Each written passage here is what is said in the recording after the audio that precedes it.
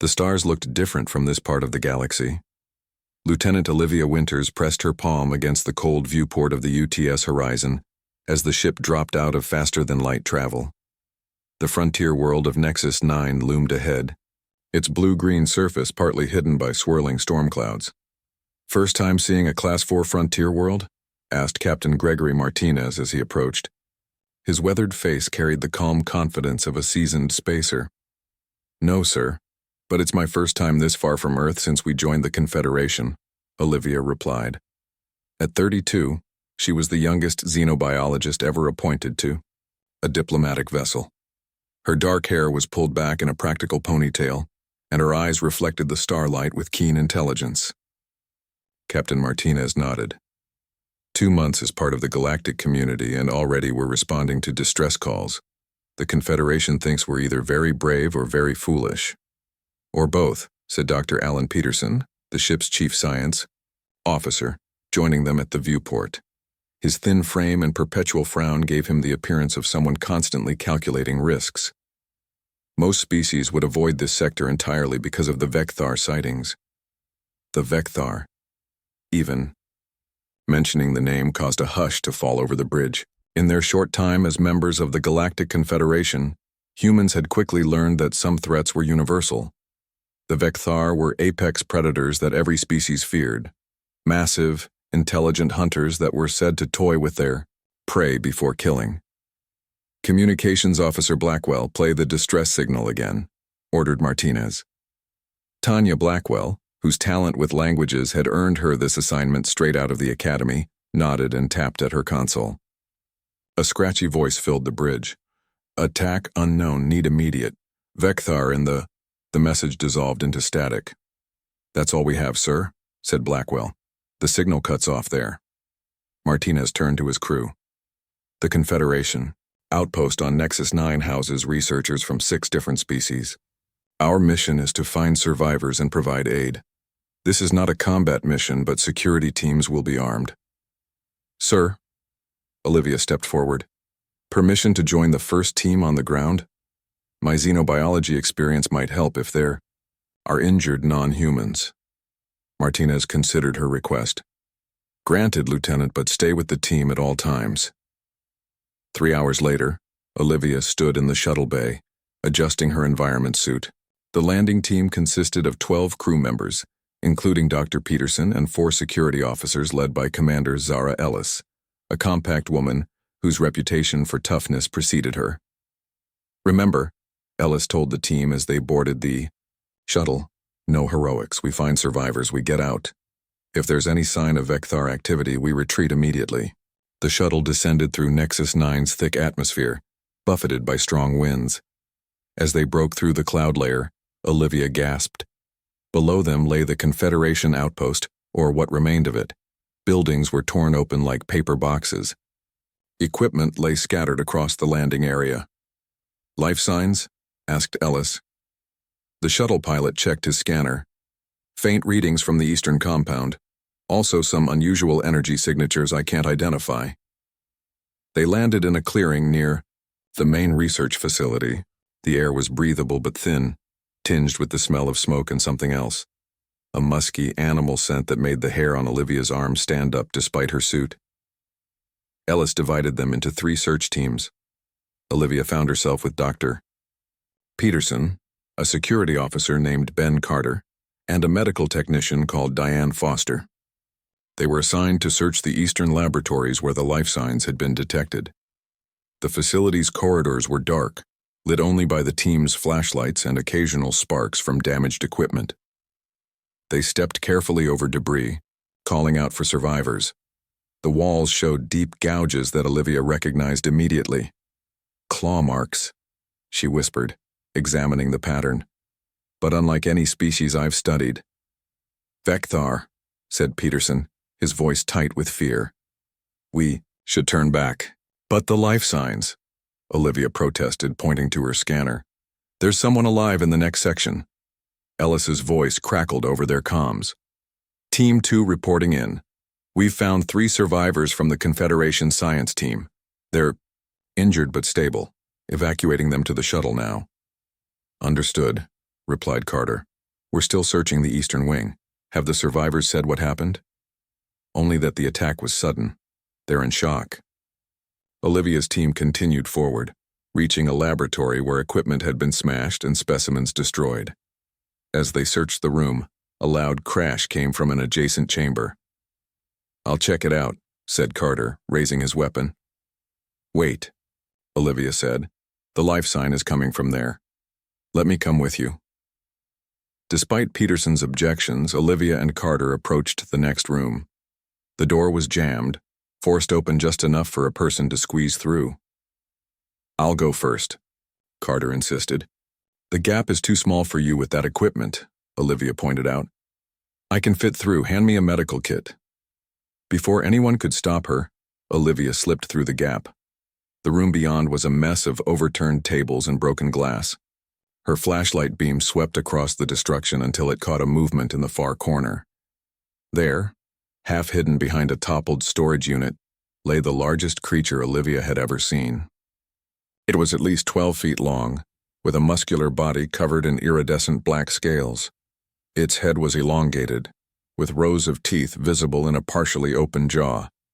6 limbs ended in razor-sharp claws, one of which was bent at an unnatural angle. A Vekthar. Olivia froze. The creature's eyes, 4 of them, arranged in a diamond pattern, fixed on her. They glowed amber in her flashlight beam. Blood, dark and viscous, pooled beneath its injured limb. Everything she'd been told about the Vekthar flashed through her mind. Merciless predators, killers without conscience, the boogeyman of the galaxy. Yet what she saw was a wounded animal, breathing heavily in pain. Lieutenant Winters? Report! Peterson's voice came through her comm, sounding distant and tinny. Slowly, Olivia raised her hand to respond, never taking her eyes off the creature. I found a survivor. Human. What species? The Vekthar made a low, rumbling sound, not quite a growl, almost like a whimper. It's a Vekthar, she whispered. Peterson's voice rose in panic. Get out of there now, that's an order. But Olivia noticed something odd.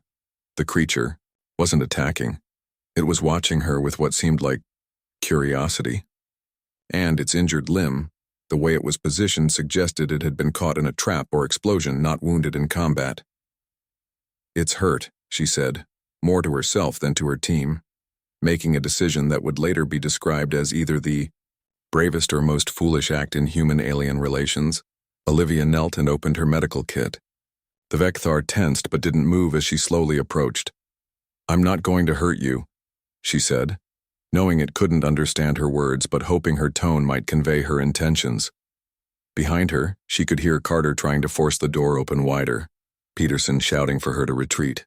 The creature's breathing changed rhythm as she came closer. It could kill her with one swipe of its uninjured claws. Instead, it watched, 4 eyes blinking in sequence, as she prepared a universal painkiller. This will help, she said softly, showing the injector before carefully applying it to what she guessed was a major blood vessel. The effect was almost immediate. The Vekthar's breathing eased, and it made another sound, different from before, almost like a purr. That's when Carter finally squeezed through the gap, weapon raised. Lieutenant, step away. The Vekthar's reaction was instantaneous. It moved with shocking speed despite its injury, positioning itself between Olivia and Carter. Not to attack, but to protect her. Don't shoot. Olivia raised her hands. It's not attacking, it's defending me. Carter looked bewildered. That's impossible. Vekthar, don't... I know what everyone says, Olivia cut in, but look at it. Really look. Around them, alarms began to sound. Ellis's voice came over the comm. All teams evacuate immediately. Hostiles approaching the facility, not Vekthar, some kind of armed mercenaries. In that moment of confusion, as Olivia and Carter looked at each other, the Vekthar made a decision of its own.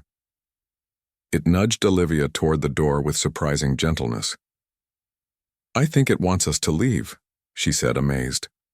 Then let's not argue, Carter replied, still keeping his weapon ready. As they retreated, Olivia looked back at the creature. For a brief moment, their eyes met, and something passed between them, a recognition that would change everything. I'll come back, she promised, though she knew it couldn't understand. But somehow, as the Vecthar watched them leave, Olivia had the strange feeling that it did. The meeting room aboard the UTS Horizon buzzed with tension. Captain Martinez sat at the head of the table, his face drawn with concern. Around him gathered the ship's senior officers, all speaking over one another. It's insane to keep that thing on our ship. Dr. Peterson's voice rose above the others. The Vecthar are responsible for thousands of deaths across the galaxy. We don't know that for sure, Olivia countered. She had barely slept since they had returned from Nexus 9 12 hours ago. Against all standard protocols, she had convinced Captain Martinez to bring the wounded Vecthar aboard for medical treatment. The mercenaries we encountered were the ones attacking the outpost, not the Vecthar. Commander Ellis leaned forward. Lieutenant Winters, I respect your scientific curiosity, but this goes beyond research. That creature is in our medical bay, right now with only a force field between it and our crew. Captain Martinez raised his hand for silence. What's the creature's condition, Dr. Foster? Diane Foster, who had been monitoring the Vecthar, consulted her tablet. Stable. The wound on its limb is healing faster than anything I've seen before. But there's something else. She looked up. Its brain activity is complex.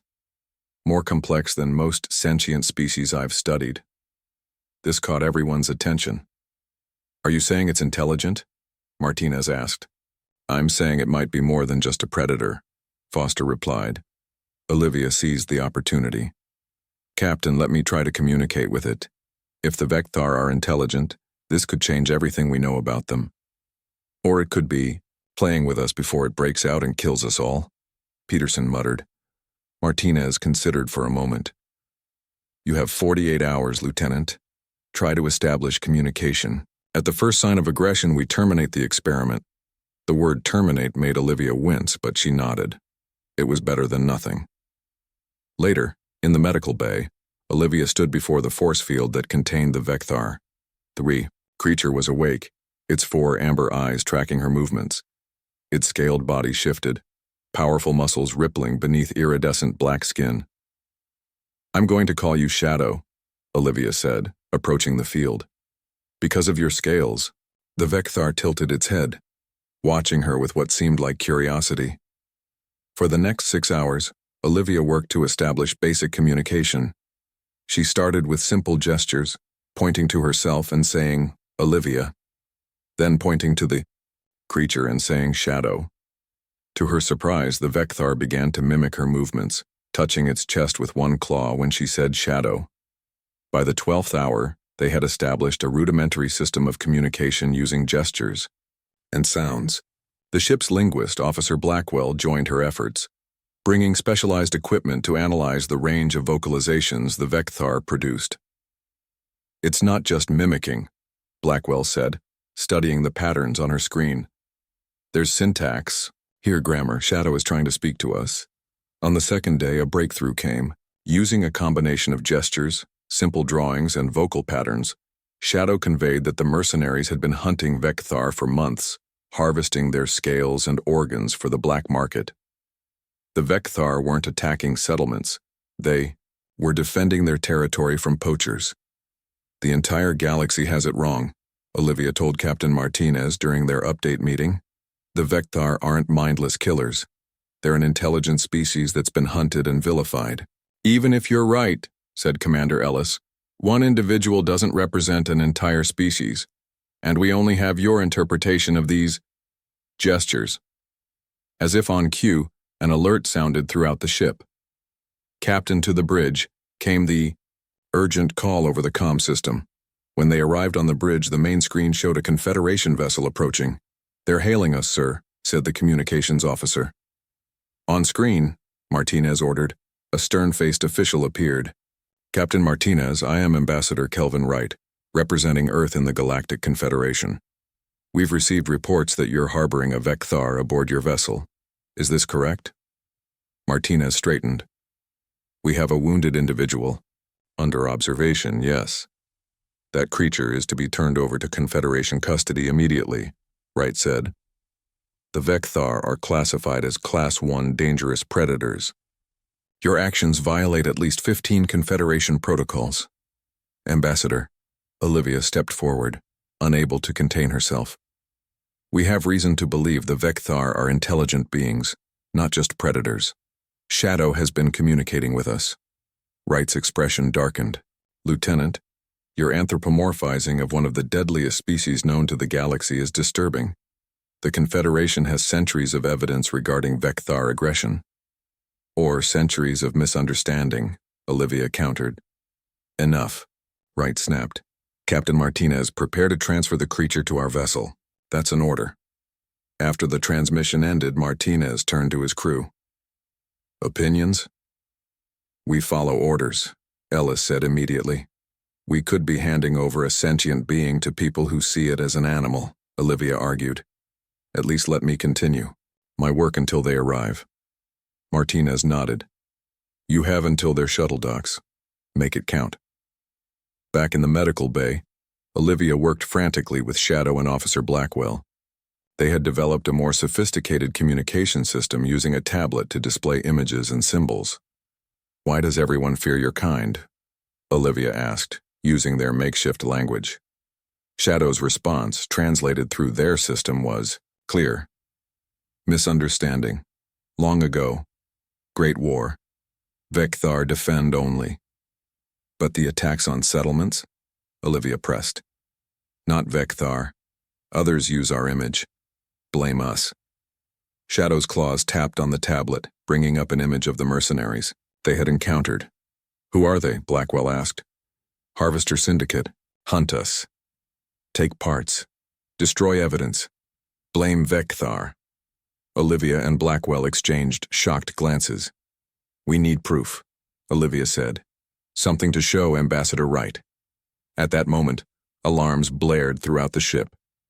Security breach in Shuttle Bay 2, announced the automated system. Martinez's voice came over the comm. All hands to battle stations. We have intruders aboard.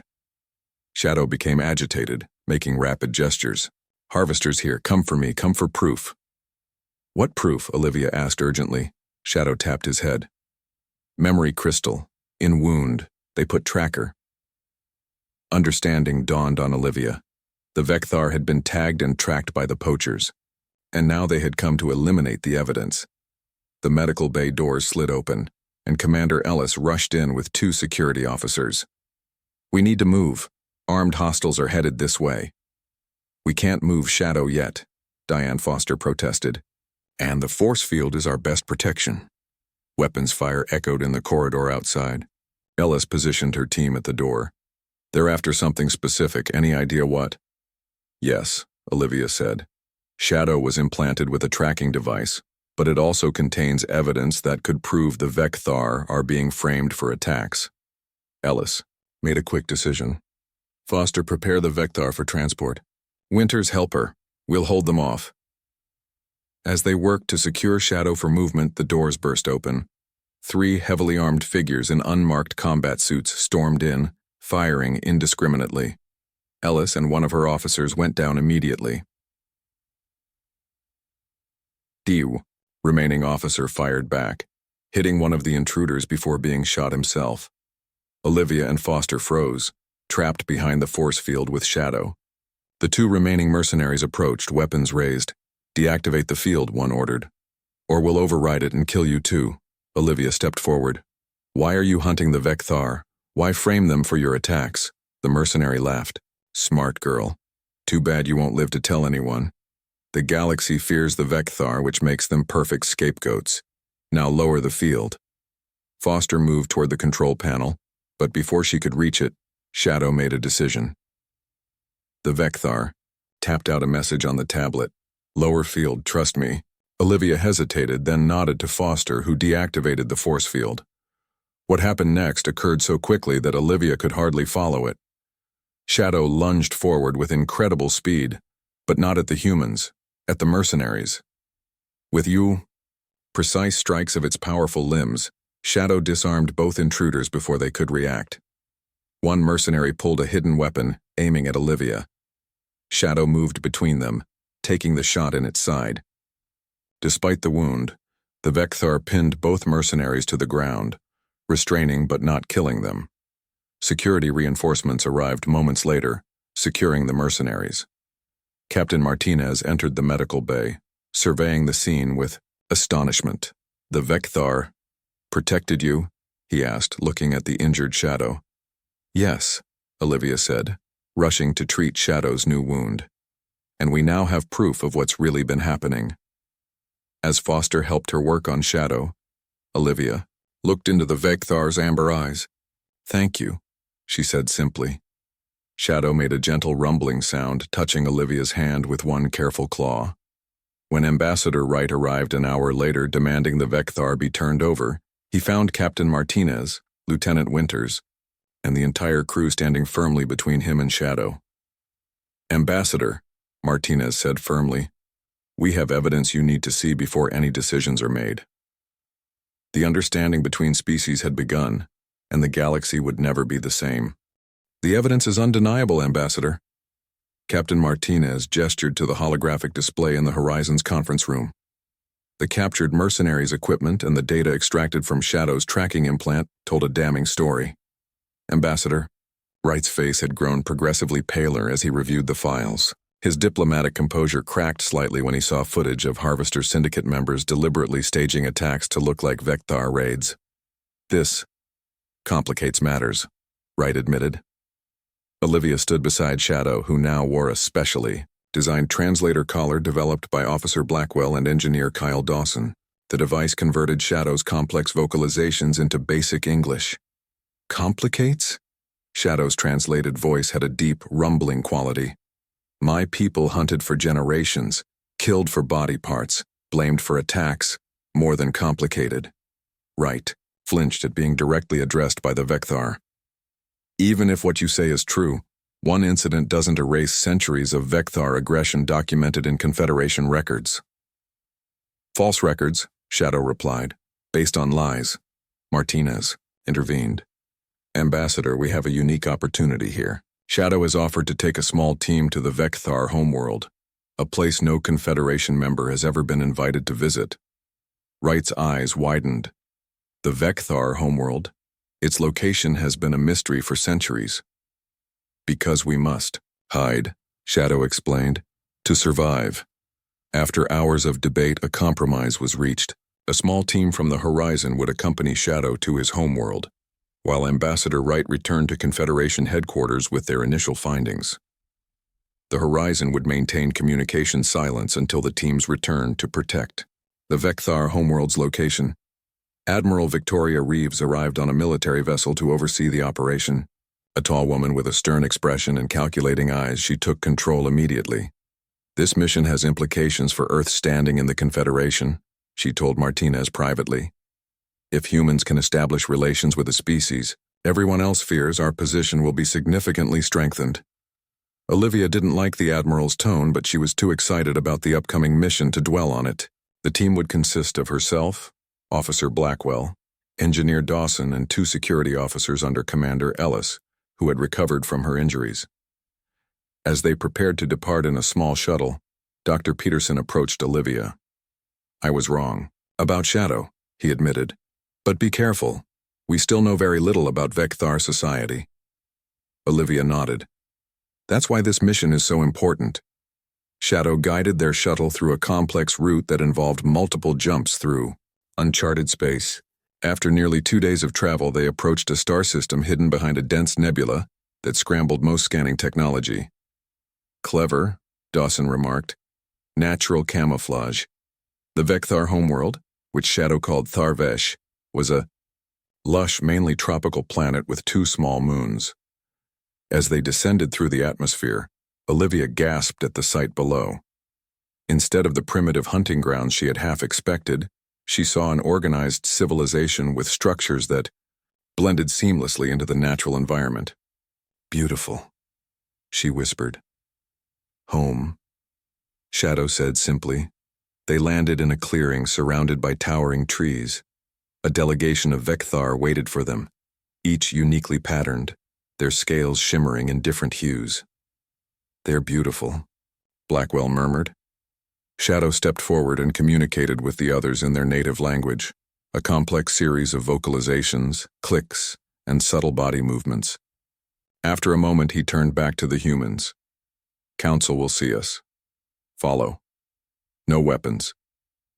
Ellis hesitated, then nodded to her officers to leave their weapons in the shuttle. The Vekthar city was unlike anything the humans had seen before. Structures were built around and within massive trees, connected by bridges made of living vines reinforced with some kind of crystalline material. Everywhere, technology and nature existed in perfect harmony. The council chamber was an open arena nestled in the crown of the largest tree. 5 elder Vekthar, their scales faded to a silvery hue with age, awaited them. Each wore simple adornments that Olivia guessed signified their rank or role. For the next several hours, through Shadow's translation, the humans learned the true history of the Vekthar. They were not natural predators but had evolved as guardians of their world's ecosystem. Their fearsome appearance and abilities had developed to protect rather than to hunt. Centuries ago, when they first encountered other galactic species, a misunderstanding led to violence. The Vekthar had defended themselves, earning a reputation as savage killers. Since then, Shadow explained, we hide, watch, learn from distance. Some of us venture out as observers. I was observing Nexus 9 when mercenaries came. But why would the Confederation continue to portray you as predators if there's so little contact? Olivia asked. One of the elders made a series of gestures that Shadow translated. Resources. Our world rich in rare elements. Easier to hunt monsters than negotiate with equals. As the meeting continued, Blackwell worked with the Vekthar linguists to improve their translation system, while Dawson studied their sustainable technology with growing excitement. Their energy systems are incredible, he told Olivia. They've developed ways to draw power without damaging their environment at all. That night, while the humans rested in quarters provided for them, Shadow took Olivia to a high platform overlooking the city. My people debate, he said. Many fear humans will be like others, bring destruction. We don't have to be, Olivia replied. Humans are young in galactic terms. We don't carry the same prejudices. Shadow made a sound that the translator interpreted as laughter. Young, yes, but quick to understand. This why I trust you, Olivia Winters.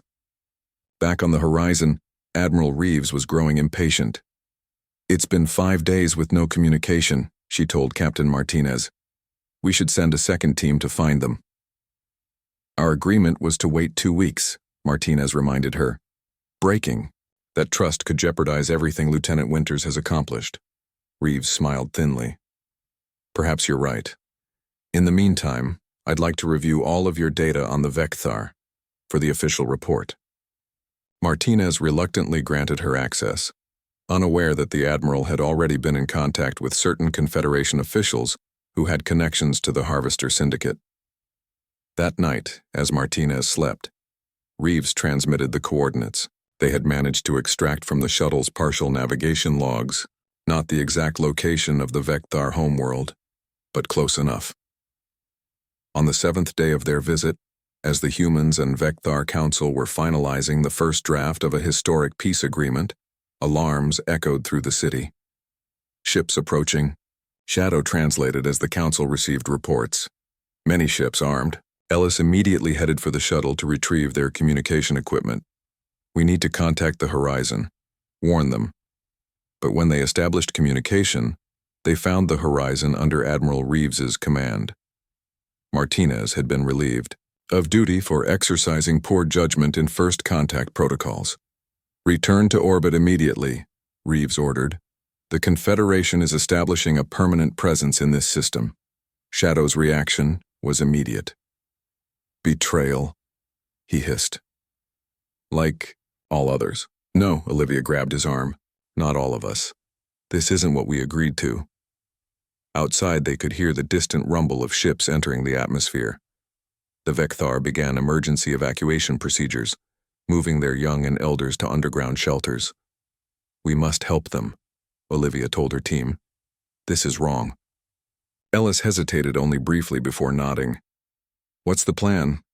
Olivia turned to Shadow. "Does your people have defenses?" "Yes," Shadow replied. "But not against so many ships." "Then we need to buy time," Olivia said, "and contact Captain Martinez. He'll back us up." As they rushed toward the shuttle, the first explosions rocked the forest canopy. Harvester Syndicate ships, now operating openly alongside Confederation vessels, began deploying ground forces. Olivia stumbled as a blast hit nearby. Shadow moved with incredible speed, pulling her clear as a section of walkway collapsed. The rest of the team had made it ahead to the shuttle. "Go!" Shadow pushed her toward safety as another explosion shook the massive tree. A terrible cracking sound filled the air as one of the main support branches began to give way. Olivia ran for the shuttle, but looked back to see Shadow trapped by falling debris. Without hesitation, she turned and ran back toward the endangered Vecthar. "Olivia, no!" Ellis shouted from the shuttle ramp. But Olivia kept running. She wouldn't abandon Shadow. Not after everything they'd learned. Not after coming so close to peace. As she reached Shadow, the branch above them gave way completely. Shadow looked up, then made a split-second decision. With one powerful movement, he threw Olivia clear of danger before the massive limb crashed down. "Shadow!" Olivia screamed, scrambling back toward the fallen branch. Through gaps in the foliage, she could see the Vecthar pinned beneath the weight, bleeding but still alive. Ellis and Dawson reached her, pulling her toward the shuttle as more explosions rocked the city. "We can't leave him." Olivia fought against them. "We can't help him if we're dead," Ellis said firmly. "We need to contact Martinez, stop this attack." Tears streaming down her face, Olivia allowed herself to be led to the shuttle. The shuttle carrying Olivia and her team raced through space, pursued by 2 Harvester Syndicate vessels. Commander Ellis piloted with skill, weaving through the nebula that had hidden the Vecthar homeworld for centuries. "Any response from Captain Martinez?" Olivia asked, her face still streaked with tears from leaving Shadow behind. Officer Blackwell shook her head. "Nothing yet. The nebula is interfering with long-range communications. We need to get clear of it," Ellis said, hands steady on the controls despite the gravity of their situation. "And hope the captain still has command of the horizon." Engineer Dawson worked frantically at his console. "I've downloaded everything I could about Vecthar technology and culture. If we make it back, we'll have proof of what they really are." "When we make it back," Olivia corrected him, "and then we're returning for Shadow." The shuttle burst from the edge of the nebula, and immediately Blackwell sent their distress signal. Minutes later, a welcome voice came through their communications system. "This is Captain Martinez of the UTS Horizon. We've received your signal, shuttle team. What's your status?" Ellis quickly explained their situation, including Admiral Reeves's betrayal and the attack on the Vecthar homeworld. The Admiral told, "So you were lost?" Martinez replied, his voice grim. "She's taken a task force to secure what she called valuable resources from a previously unknown system. I've been ordered to return to Earth." "Captain, we have to go back," Olivia pleaded. "The Vecthar are peaceful. Shadow saved my life. We can't abandon them." There was a long pause. "Head for these coordinates," Martinez finally said, transmitting a location. "And prepare to dock quickly. We'll be breaking several regulations today."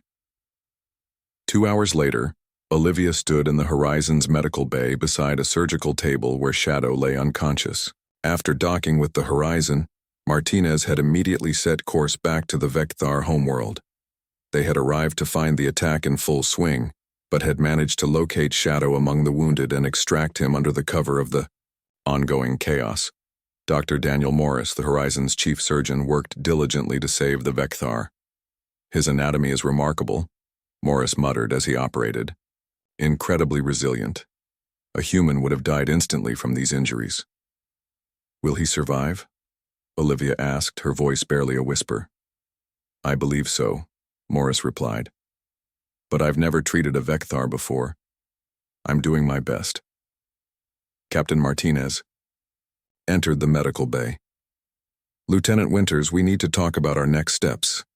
What's happening on Tharvesh is an atrocity, but we're one ship against a Confederation task force. Olivia looked up, determination replacing her earlier despair. We need to get the truth to Earth and the Confederation directly. Bypass Admiral Reeves and the officials she's working with. I've been thinking the same thing. Martinez nodded. I've set course for Earth maximum speed, but we'll be labeled as renegades the moment we arrive. Then we need allies, Olivia said, and evidence no one can ignore. Shadow's translator collar, which had been removed for surgery, suddenly activated on the nearby table. Help! My people! The mechanical voice said, though Shadow remained unconscious. Dr. Morris looked startled. Some kind of autonomous response. His brain is still active, even in this state. Olivia picked up the collar, an idea forming. Doctor, you said his brain is active. Could we connect to his memories somehow? Get a direct recording of what the Vekthar have experienced? Morris hesitated. Theoretically, yes. The Vekthar brain structure includes what appears to be a memory center that's more accessible than in humans. With the right interface. I could modify the translator, Dawson suggested, joining them. Turn it into a neural interface. But it would be risky. Ask him first, Martinez ordered. When he wakes up, we don't violate his consent. Hours later, Shadow regained consciousness. When Olivia explained their plan, the Vekthar agreed immediately. My people die, Shadow said weakly. Truth must be known. With Shadow's consent, Dawson modified the translator collar into a neural interface. The process was painful for Shadow, but he remained stoic as his memories were recorded. Centuries of Vekthar history, peaceful encounters turned violent through misunderstandings, and the recent betrayal and attack. This will convince them, Olivia said as they finished. It has to. The Horizon reached Earth 8 days later. As expected, they were met by a military escort. To everyone's surprise, the escort was led by Senator Howard Pierce, a powerful political figure known for his fair-minded approach to interstellar relations. Captain Martinez, Pierce said when he boarded the Horizon, you've caused quite a stir. Half the Confederation is calling for your arrest for desertion and alien smuggling. Martinez stood his ground. Senator, before you say anything else, there's something you need to see. In the Horizon's conference room, Pierce watched the evidence they had compiled, the memory recordings from Shadow, the data on Vekthar civilization, and footage of the unprovoked attack. This is troubling, Pierce admitted when it was over. If accurate, it represents one of the greatest injustices in Confederation history. It's accurate, Olivia insisted. And Admiral Reeves is still on Tharvesh, helping the Harvester Syndicate extract resources while they slaughter innocent Vekthar. Pierce made a quick decision. I'll arrange an emergency hearing of the Earth Council. They need to see this. Evidence immediately. The hearing took place the following day. Shadow, still recovering but determined to represent his people, stood beside Olivia as they presented their case to the assembled Earth officials and Confederation representatives. Susan Hammond, Earth's senior political representative, listened intently to their testimony. If what you're saying is true, Lieutenant Winters, then we have been complicit in a terrible wrong against the Vekthar species. It is true, Shadow said, his translator conveying his words to the hushed chamber. My people have suffered for generations because of lies and fear. We ask only to be seen as what we are, a civilization seeking peace. Jack Nelson, a respected media correspondent, had been permitted to attend the hearing. His live broadcast reached billions across Earth and beyond, allowing the truth to spread faster than anyone could suppress it. The Earth Council voted unanimously to demand an immediate cessation of hostilities against the Vekthar. When several Confederation representatives objected, citing ancient protocols regarding the Vekthar, Hammond stood firm. Earth may be new to the galactic community, she said, but we will not participate in genocide based on outdated prejudice. If the Confederation continues this action, Earth will withdraw its membership. The threat worked. Within hours, orders were sent to Admiral Reeves to stand down. When evidence of her collusion with the Harvester Syndicate came to light, she was removed from command and arrested. 2 weeks later, Olivia stood with Shadow in the same chamber, but this time for a different purpose. The Vekthar, now officially recognized as a sentient species with rights, had requested formal diplomatic relations with Earth. As the first human to recognize our true nature, Shadow said to Olivia, "Would you accept the position of ambassador to Tharvesh?" Tears filled Olivia's eyes. "I would be honored." The rebuilding of the Vekthar homeworld began immediately, with Earth providing aid and protection. Other species, seeing the evidence of their mistake, gradually began to reach out as well. 6 months later, Olivia and Shadow stood on a new platform overlooking the restored Vekthar city. The joint human Vekthar outpost nearby symbolized the unprecedented alliance between the species. "Did you ever imagine this?" Olivia asked, watching human and Vekthar children playing together in a clearing below. "Never," Shadow admitted. "For centuries, my people believed we would always be alone, always hunted. And humans never imagined befriending the galaxy's most feared species." Olivia smiled. "We shocked everyone, didn't we?" Shadow made a sound that Olivia now recognized as laughter. "Perhaps that is what humans do best. See beyond appearances, beyond fear." As news of the alliance spread, other species began to reconsider their own prejudices and fears. Ancient enemies opened dialogues. Misunderstandings were addressed rather than allowed to fester. "One friendship changed the galaxy," Captain Martinez said during the opening ceremony of the New Earth Embassy on Tharvesh. "It reminds us that sometimes the greatest courage is simply to see others as they truly are, not as we fear them to be." The Vekthar Council presented Olivia with a ceremonial cloak made from shed scales, their highest honor. "You are Vekthar, friend," the eldest told her. "First in our history." That night, as twin moons rose over Tharvesh, Olivia and Shadow sat in comfortable silence, watching the stars. The same stars that had once seemed to separate their species now connected them in a way no one could have imagined. "What happens next?" Olivia finally asked. Shadow's 4 eyes blinked thoughtfully. "We learn. We grow. Together." Across the galaxy, the story of the human who befriended its deadliest predator became legend, a reminder that compassion could overcome even the deepest fears, and that sometimes the most shocking act was simply to see the truth when everyone else was blind to it.